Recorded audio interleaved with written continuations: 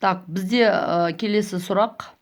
Изомерлену құбылысының гександы С6H14 мысалға ала отырып, оның барлық изомерлерін жазыңдар деген.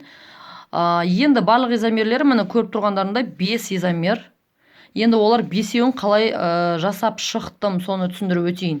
Так, бірінші, мына жерде көміртекті 6 көміртек, яғни бізде берілген 6 көміртек, 6 көміртекті тізбектеп орналастырып шықтым. Яғни бір тізбек бойында 1, 2, 3, 4, 5, 6 көміртек бар.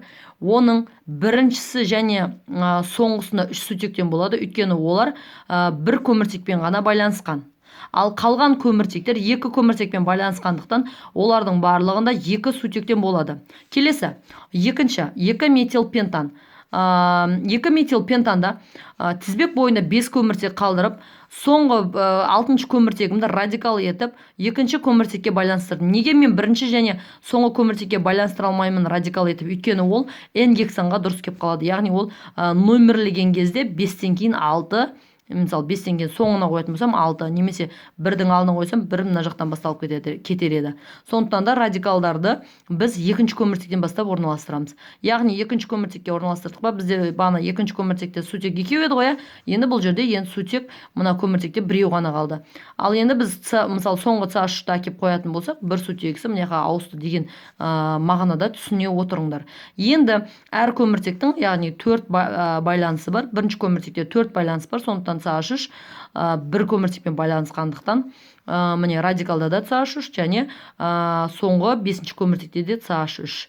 Ал қалған міне 3-ші және 4-ші көміртекте H-тар 2, өйткені оларда 2-ақ байланыс бар, 2 жақтан. 2 көміртекпен. Так, түсінікті болды ма? Яғни метил радикалы 2-ші көміртекке байланысқандықтан бұл 2 метил пентан болды. Яғни метилдің бізде 2 дегені ол орнын көрсетеді екен. Келесі, үшіншіде, яғни осы метил 2-ші көміртекте орналасқан радикалымызды енді 3-ші көміртекке орналастырамыз. Номерлер көміртектің үстінде орналасады.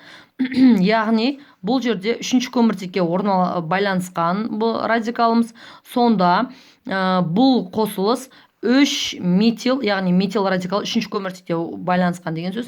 Пентан деген сөз, яғни бұл жерде 5 көміртек, тізбек бойында 5 көміртек бар деген сөз.